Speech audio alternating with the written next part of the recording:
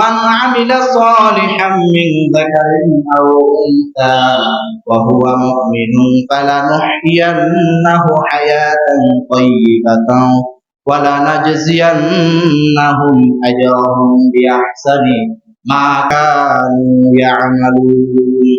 পুরুষ এবং নারীর মধ্যে যেই কেউ মুমিন অবস্থায় নেক আমল করবে, কেউ যদি কোন পুরুষ অথবা কোন নারী মুমিন অবস্থায় যদি নেক আমল করে, মান আমিলা সালিহাম মিন যাকারিন আও উনসা, পুরুষ এবং নারীর মধ্যে যেই কেউ মুমিন অবস্থায় নেক আমল করে, ওয়া হুয়া মুমিনুন ফালানুহইয়ান্নাহু হায়াতান তাইয়্যিবাতান ওয়া লানাজজিয়ান্নাহুম আজরাহুম বিআহসানি মা কানু ইয়ামালুন।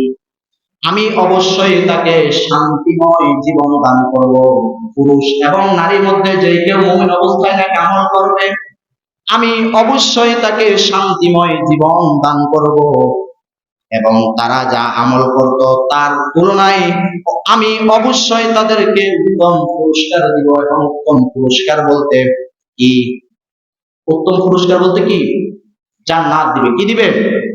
এরপর অন্য আরেক আয়াতে আল্লাহ রাব্বুল আলামিন বলেন, ইন্নাল্লাযীনা আমানু ওয়া আমিলুস সালিহাত ইন্না লা নুদিউ আজরা মান আহসানা আমালা। নিশ্চয় যারা ঈমান এনেছে এবং নেক আমল করেছে, আমি তাদেরকে পুরস্কৃত করি। ইন্না লা নুদিউ আজরা মান আহসানা আমালা।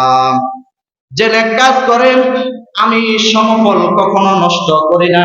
যে যারা পরিমাণ যদি নেক আমল করে, এই নেক আমলের প্রতিদান আল্লাহ তাআলা তাকে দিবে। আবার কেউ যদি সূরা জিলজালের মধ্যে বলে দিয়েছেন, ফামান ইয়ামাল